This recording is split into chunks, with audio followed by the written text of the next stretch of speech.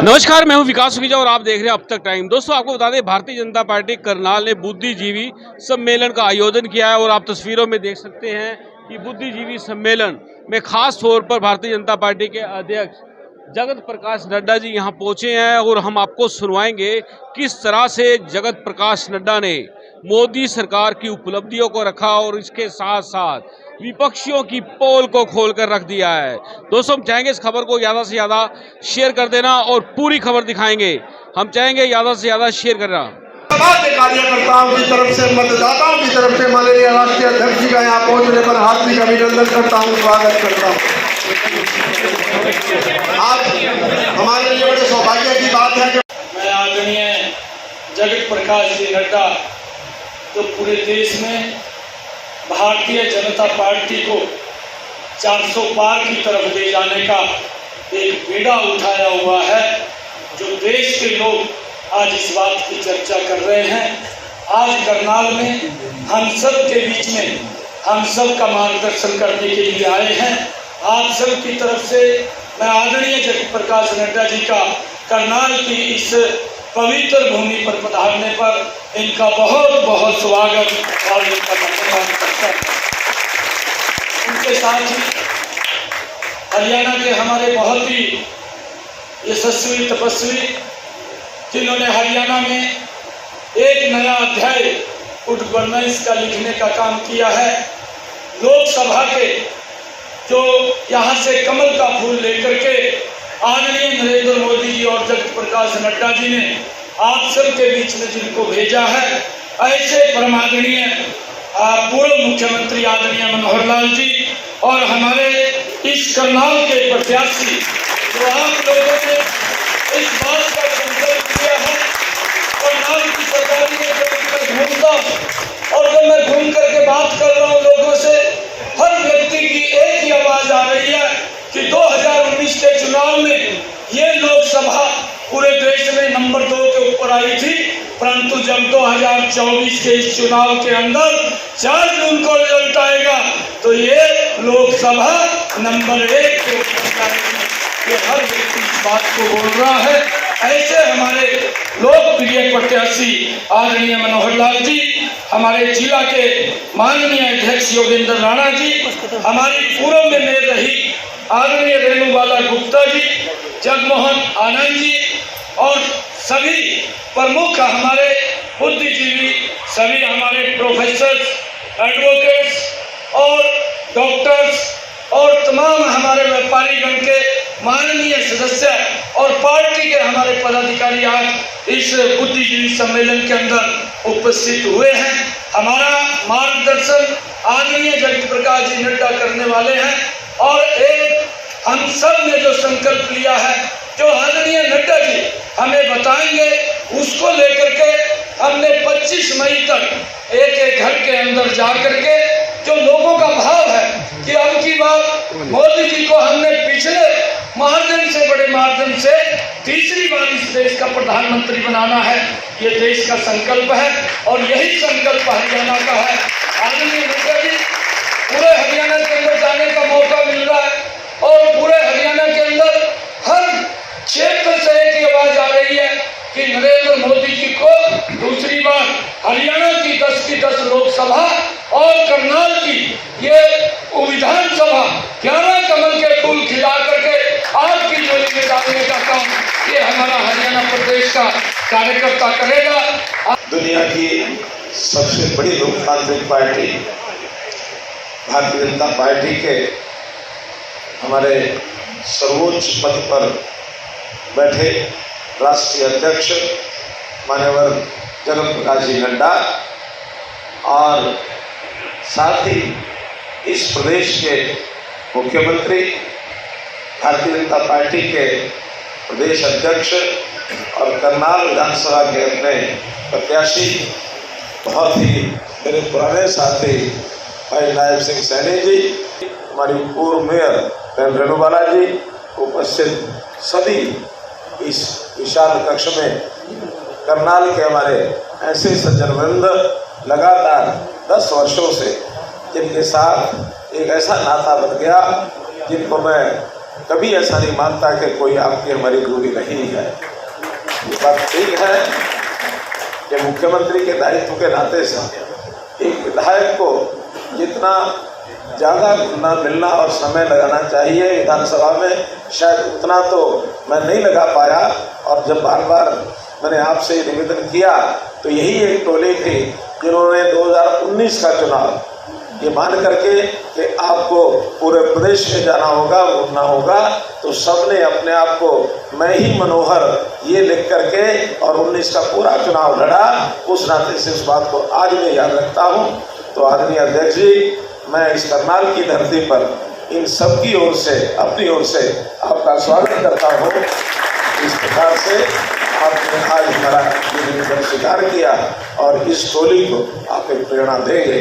भाइयों बहनों, इस बार फिर ये चुनाव है 2024 का। जैसे हर 5 साल बाद एक राष्ट्रीय उत्सव आता है, उस उत्सव में भूमिका अलग अलग हो जाती है। लगातार 2014 और 19 की जो भूमिका थी वो मेरे विधायक के नाते से प्रत्याशी की थी।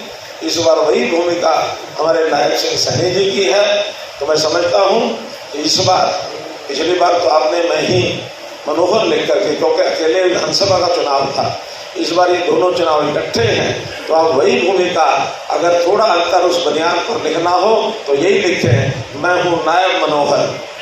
केवल लोकसभा बल्कि विधानसभा का भी, करनाल विधानसभा के अपने सभी वोटर्स को यह अवसर 2 वोट डालने का इस बार आया है। तो ये दोनों वोट उस दिन आप ही नहीं, आप जितने भी यहाँ बैठे हैं सज्जनवृंद, ये केवल एक वोट के मालिक नहीं है, आप सब की वोटर हैं। प्रभावी मतदाता जिसको कहते हैं, आपके साथ लगे हुए सैकड़ों हजारों लोग ऐसे हैं जो आपके इशारे पर चलते हैं। तो मित्रों, आप उस सारे अपने इशारा को, अपने प्रभाव को इस्तेमाल करके और जो अपना दायरा है सबको निवेदन करें और उस दिन अपने इस दायित्व को पूरा करें, वोट डालें। मैं आपका बहुत बहुत आभारी रहूँगा। बहुत बहुत धन्यवाद।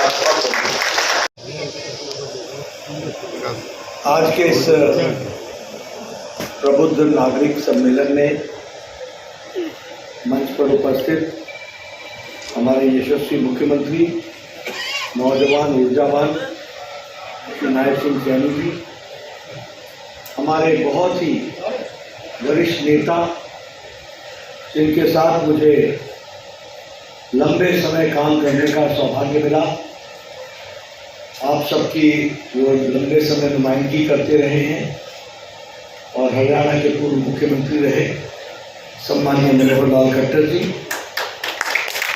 हमारे जिला के अध्यक्ष योगेंद्र राणा जी, हमारे जगमोहन आनंद जी प्रदेश कार्यकारिणी के सदस्य, और बहन श्रीमती रेणु बाला गुप्ता जी प्रदेश कार्य समिति की सदस्य, और यहाँ उपस्थित हमारे इस क्षेत्र के सभी गणमान्य सम्मान्य सज्जनवृंद और मीडिया के मेरे साथी, प्रिंट मीडिया और इलेक्ट्रॉनिक मीडिया के मेरे साथी, आज मुझे यहाँ चुनाव के दृष्टि से करनाल में आदरणीय मनोहर लाल जी के लिए, नायब सिंह सैनी जी के लिए औपचारिक रूप से निमंत्रण पत्र आप तक पहुंचाने का जिम्मा मिला है।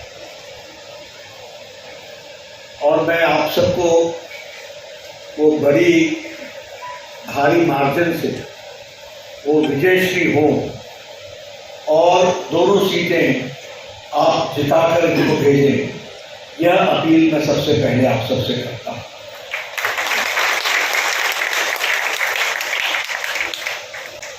मित्रों, पिछले 10 साल में भारत की राजनीति में बहुत कुछ बदल गया और बहुत कुछ हम सब लोगों को देखने का भी सौभाग्य मिला है। यहाँ पार्टी को खड़ा करने में 4-4 पीढ़ियां लग गई, 5-5 पीढ़ी लग गई, खप गई। एक पीढ़ी तो ऐसी थी जिसने जमीनें बेचकर अपनी जमानत बचाने के लिए चुनाव लड़ा। कुछ पीढ़ियों ने संघर्ष में अपने आप को गुजार दिया।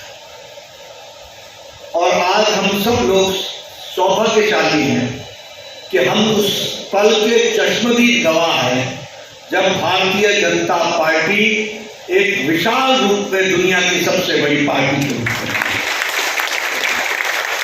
आपसे निवेदन है कि इन बारीकियों को अपने ढंग से समझाना उनको बहुत जरूरी होता है। और ये जो उदासीनता की मानसिकता से मोदी जी ने देश को निकाला है, इसको हमको आगे बढ़ाना है। और इसीलिए हमारी ये प्रथम जिम्मेवारी हो जाती है कि हम चुनाव को उसी तरीके से लें और पूरी ताकत लगा करके चुनाव को लें। मैं यहाँ ये भी आपको बताना चाहूँगा, मनोहर जी की मैं तारीफ करूँ या नायब सिंह जी की तारीफ करूँ, इसकी आवश्यकता नहीं है। आप मनोहर जी को मुझसे ज़्यादा जानते हैं, 10 साल इन्होंने प्रतिनिधित्व किया है। लेकिन हाँ, मैं इतना जरूर कह सकता हूँ कि यह कर्मठ, पक्के और कर्तव्यनिष्ठ नेतृत्व इन्होंने प्रदान किया है, ये मैं जरूर कहना चाहूँगा। अपने कर्तव्य को इन्होंने निभाया और आपकी इन्होंने दिन रात चिंता की है, प्रदेश की इन्होंने दिन रात चिंता की। नायब सिंह सैनी अपने मधुर स्वभाव के साथ साथ सबके लिए काम करने के लिए आतुर हैं, नौजवान हैं, तमन्ना है। और मैं सबसे बड़ी बात कहूंगा कि आपके हाथ में तो दोनों हाथों में लड्डू है, दोनों हाथों में लड्डू।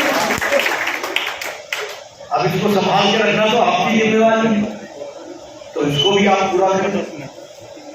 एक बात मैं जरूर बताना चाहूंगा, हमारा विपक्ष दुर्भाग्य आज मुद्दा विहीन हो गया है और ऐसी हरकत करता है जो कभी राजनीतिक दल तो छोड़ो, किसी व्यक्ति से भी आशा नहीं होती।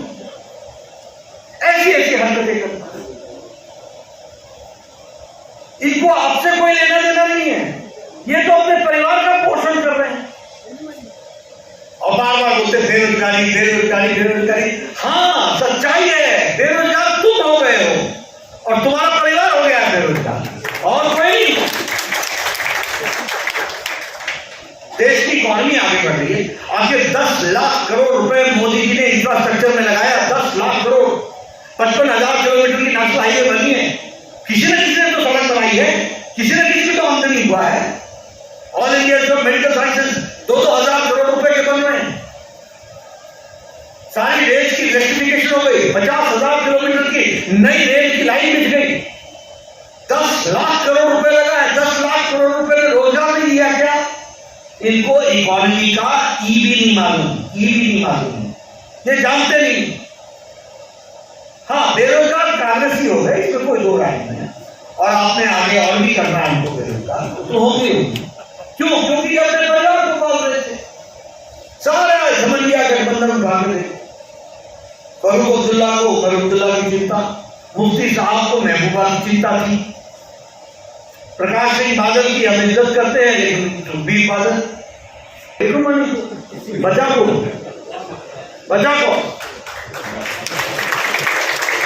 ममता को भतीजा ही पसंद आता है, बाकी सब जाओ जहां। केसीआर को केटीआर ही पसंद आता है, दामाद और कविता ही पसंद आती है। करुणानिधि को स्टालिन पसंद आता था, स्टालिन को उदयनिधि स्टालिन पसंद आता है। शरद पवार ने अजीत पवार को छोड़ दिया, सुप्रिया सुली बेटी के पीछे बेटी को लेकर खड़े। उद्धव ठाकरे को आदित्य चाहिए। ये सब परिवार की पार्टियां, इनको कोई आपसे लेना देना नहीं है। और ये सब भ्रष्टाचारी पार्टियां, सब भ्रष्टाचारी।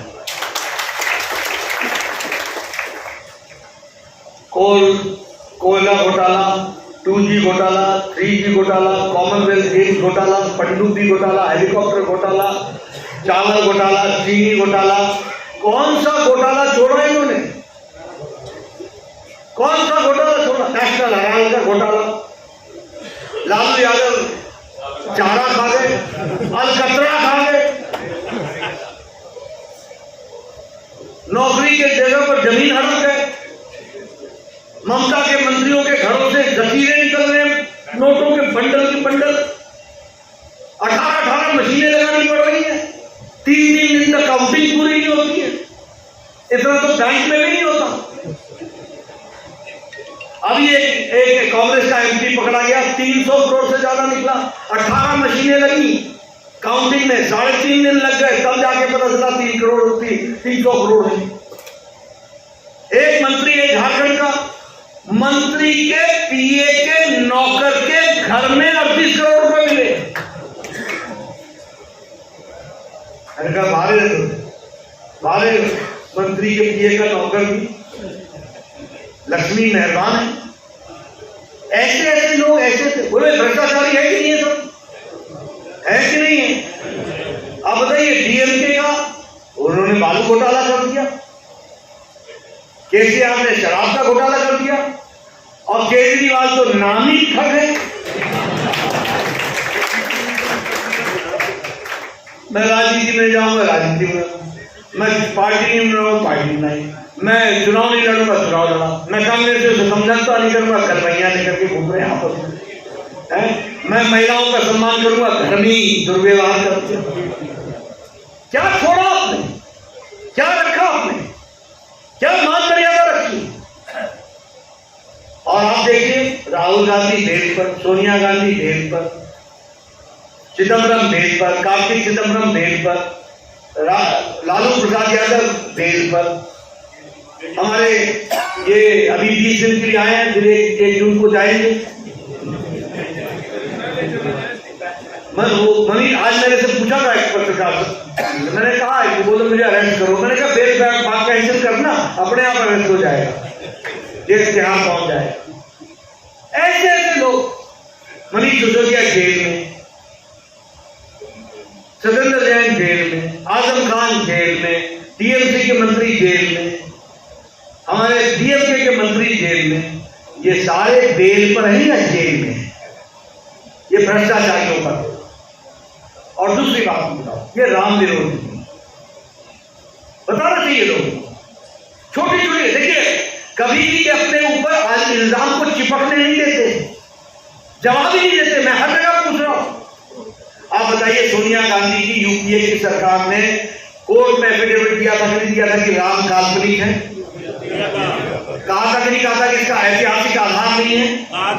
कहा था कि नहीं कहा था कि इसका कोई वैज्ञानिक आधार नहीं है? कपिल सिब्बल ने कहा था कि नहीं कहा था कि कोर्ट की डेट आगे दो, जरा इसको बीजेपी को फायदा होगा? अटकाना, लटकाना, भटकाना और राम काल्पनिक बताना, ये राम विरोधी है कि नहीं है? ये किस मुंह से जाएंगे राम के दर्शन करने? ठीक है, न्यास ने निमंत्रण दिया, लेकिन इनका जो इनका अतीत है वो इनका पीछा नहीं छोड़। ये सनातन विरोधी, उदयनिधि स्टालिन ने बोला डेंगू है सनातन, मलेरिया है, ए राजा ने बोला कि HIV है, सोनिया गांधी चुप, प्रियंका ने तो सुना ही नहीं, राहुल को तो सुनना ही नहीं आता ऐसी बात, कोई जवाब नहीं, कोई जवाब नहीं। और ये राष्ट्र विरोधी है। मैं बड़ी जिम्मेवारी के साथ बोल रहा हूं। जवाहरलाल नेहरू यूनिवर्सिटी में, मैं बार बार बोलता हूं, जवाहरलाल नेहरू यूनिवर्सिटी में नारे लगे। क्या नारे थे? अफजल हम शर्मिंदा हैं, तेरे कातिल जिंदा है। आप भूल जाते हैं, मैं याद नहीं। और भारत होंगे टुकड़े टुकड़े इंशाअल्लाह, इंशाअल्लाह लगे थे नारे। अब अफजल कौन था? पार्लियामेंट में अटैक का मास्टरमाइंड। सजाए मौत किसने दी? सुप्रीम कोर्ट के जज ने। माफी किसने नहीं दी? उस समय के राष्ट्रपति प्रणब मुखर्जी ने। यानी प्रणब मुखर्जी कातिल हो गए, सुप्रीम कोर्ट का जज कातिल हो गया, और अफजल के लिए तुम शर्मिंदा हो गए। और दूसरे दिन राहुल गांधी जवाहरलाल नेहरू यूनिवर्सिटी में इन लोगों का साथ देने के लिए जाता है। बोलो राष्ट्र विरोधी है कि नहीं है? कोई भी कांग्रेसी आए पूछना उससे, क्यों नहीं माफी मांगी? और आपने उसको कैंडिडेट बना दिया, कैंडिडेट बना दिया लोकसभा का। जो बोले अफजल हम शर्मिंदा हैं, वो पार्लियामेंट पहुंचेंगे। आपने ठीक कहा, ये स्थिति हो, इसलिए ये राष्ट्र विरोधी। पाटना एनकाउंटर में हमारा शर्मा पुलिस ऑफिसर मारा गया, मोहन चंद शर्मा मारा गया। और पाटला में टेररिस्टों को क्या कहा गया? सलमान खुर्शीद ने क्या कहा कि सोनिया गांधी फपक फपक के रोई। किसके लिए? आतंकवादियों के लिए। बोलो ये राष्ट्र विरोधी है कि नहीं है? ऐसे दोहरा चरित्र हो, ऐसा कारनामा हो, ऐसी पार्टियों को आगे आने दोगे क्या? जन जन के भाई बताइए, सबको बताइए। अभी देखिए मोदी जी ने 10 साल प्रधानमंत्री गरीब कल्याण अन्न योजना, आयुष्मान भारत, सौभाग्य योजना, उज्ज्वला योजना, उजाला योजना, सारी योजनाएं। कोई जाति के नाम पर है क्या? कोई धर्म के नाम पर है क्या? सभी धर्मों को लाभ मिला कि नहीं मिला? सबका साथ, सबका विकास, सबका विश्वास लेटर और स्पिरिट में पूरा किया कि नहीं किया? और आप देखिए इस चालाकी से, उन्होंने चालाकी से अपने मैनिफेस्टो में लिख दिया, minorities will be given special preference, they will be taken care. अब उनकी माइनॉरिटी कौन है वो भी आप जानते हैं। सीए में उनको सिख नहीं दिखता, पारसी नहीं दिखता, जैन नहीं दिखता, क्रिश्चियन नहीं दिखता, हिंदू नहीं दिखता। हिंदू तो खैर मेजॉरिटी है, लेकिन बाकी जो माइनॉरिटीज है वो नहीं दिखते हैं। मुस्लिम जो इस्लामिक देश से धार्मिक कारणों से प्रताड़ना के कारण भारत आए, उनके लिए दरवाजे खोलने का इंतजाम करने की बात। तो ये माइनॉरिटी को लाने का विषय क्या था?